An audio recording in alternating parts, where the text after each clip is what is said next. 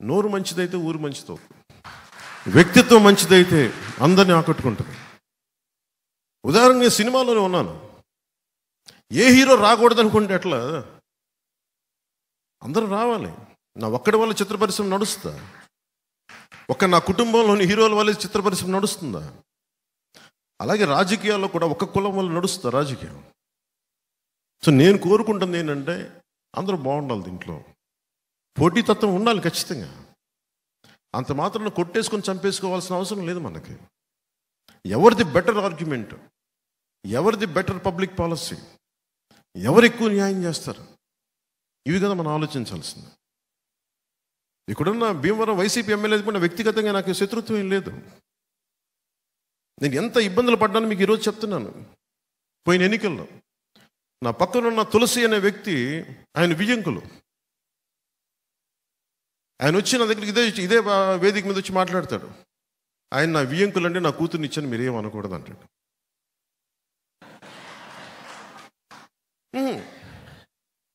మరి నేను మా అన్నయ్య గారిని విభేదించి మరి వచ్చాను రాజకీయాల్లోకి. మా అన్నయ్య గారు కాంగ్రెస్ నుండి బయటకు వచ్చాను. నేను బంధుత్వం వేరు, రాజకీయం వేరు. అన్నదమ్ములు వేరు, రాజకీయం వేరు. కానీ సమస్య ఏమైపోయిందంటే ఎలా చెప్పుకోను నేను ఇవన్నీ బయటికి? కానీ ఇట్లాగే నన్ను ప్రతిసారి అందరూ ముందరకాళ్ళకి బంధాలు వేసి వేసి వేసి వేసి నాకు నిస్సత్వం వచ్చింది. అరే ఏదైనా ఒక మంచి చేద్దామంటే దగ్గరోళ్ళే కూర్చొని ముందుకు వెళ్ళనివ్వరేంటి? కొప్పట్లో కూడా నాకు చిన్నప్పటి నుంచి తెలుసు, ఇదే పార్టీ ఇదే క్షేత్రంలో జాయిన్ అయ్యారు ఇద్దరు కజిన్స్. నాకు ఆల్మోస్ట్ 16-17 ఏళ్ళ వయసు నుంచి తెలుసు నాకు. నేను అప్పుడప్పుడు కొప్పరికి వెళ్ళేవాడిని, సమ్మర్స్లో వాళ్ళ ఇంట్లో ఉండేవాడిని. వాళ్ళ నర్సపూర్లో థియేటర్ కూడా ఉండేది. ఆ ఇద్దరు కజిన్స్ మధ్య గొడవ, ఒకరి మీద ఒకరికి పాపం వైసీపీకి వెళ్ళిపోయాడు ఆయన, మన పార్టీలో జాయిన్ అయ్యి. ఆ అబ్బాయి మన పార్టీలో ఉన్న కజిన్ మీద కేసులు పెట్టేశాడు. అరే అందరు కజిన్సే కదా, మీరు ఇంత SC/ST అట్రాసిటీ కేసు పెట్టేశాడు. ఇద్దరు కాపులే. నాకు అనిపించింది ఇది ఎటు వెళ్తున్నామని. దీనికి ప్రేరణ ఎవరు?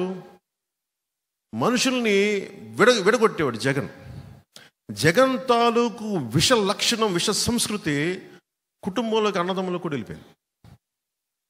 నువ్వేది చూపిస్తావో అదే నీకు తిరిగి వస్తాయి. జగన్ కుటుంబాన్ని విచ్ఛిన్నం చేయాలనుకున్నాడు, అదే ఇంట్లో తిరిగి తీసుకొచ్చింది. దిస్ ఈస్ న్యూటన్స్ థర్డ్ లా.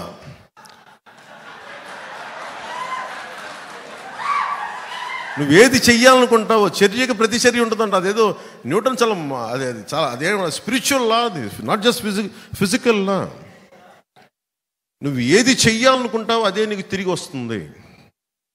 నువ్వు నేర్పిన విద్య నీరజాక్ష అంటావు.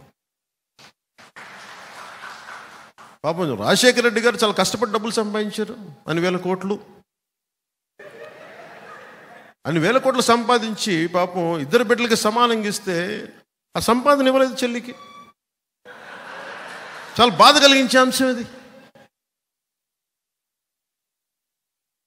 పాపం సాక్షి పేపర్లో వాళ్ళకి రావాల్సిన వాటా ఉంది, ఇవ్వలేదు. భారతీయ సిమెంట్స్లో ఇవ్వాలి వాటాలు, ఇవ్వలేదు.